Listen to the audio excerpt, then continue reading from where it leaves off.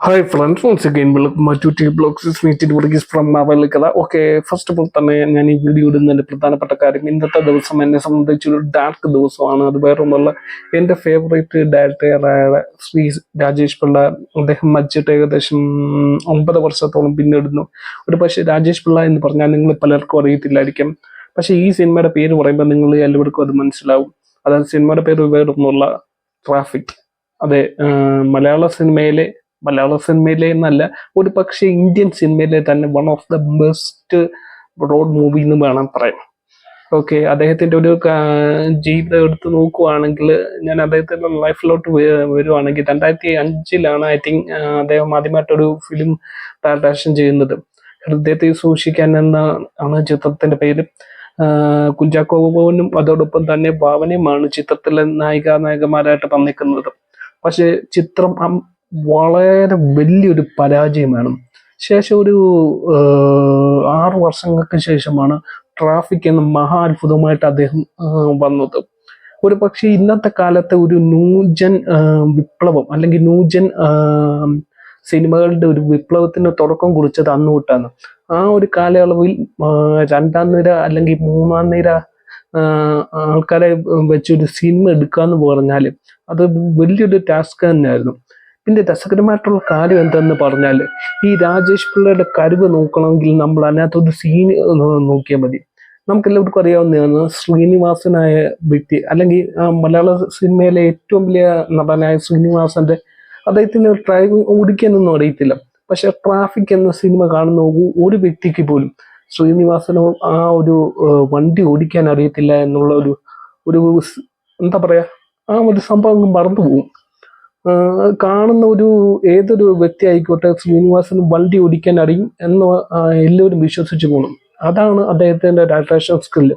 പിന്നീട് ശേഷം ഇറങ്ങിയ ചലച്ചിത്രമാണ് മിലി. മിലി എന്ന് പറയുന്നത് അദ്ദേഹത്തിന്റെ ജീവിതവുമായിട്ട് ഒരുപാട് സാദൃശ്യമായിട്ടുള്ള ഒരു ചലച്ചിത്രമാണ്.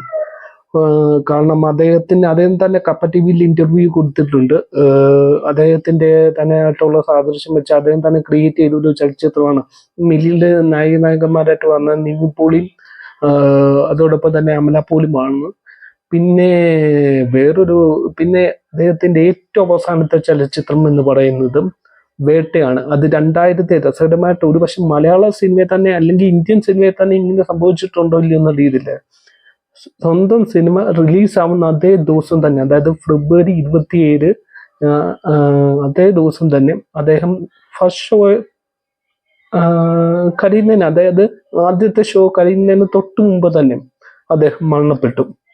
അദ്ദേഹം മരണപ്പെടാനുണ്ടായിരുന്ന ചിലവരൊക്കെ പറയുന്നു ഈ അമിതമായിട്ട് മദ്യപിച്ചു, അല്ലെങ്കിൽ ഒരുപാട് ഡ്രഗ്സ് ഒക്കെ യൂസ് ചെയ്തു, അങ്ങനൊക്കെ ഒരുപാട് കാര്യങ്ങളൊക്കെ ഉണ്ട്. പക്ഷെ അതൊന്നും അല്ല യഥാർത്ഥ കാര്യം. ഒരുപാട് പേര് അതൊക്കെ റൂമേഴ്സ് മാത്രമാണ്.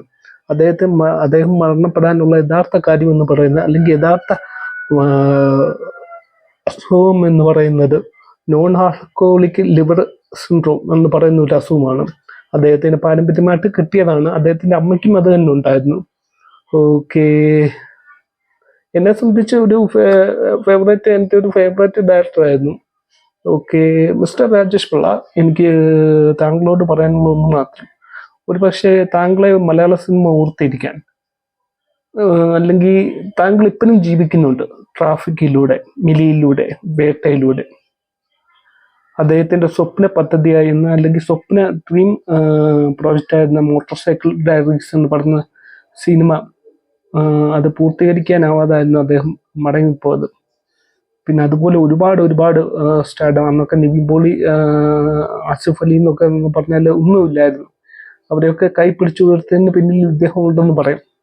Okay, it's me T Varghese from T blog signing out.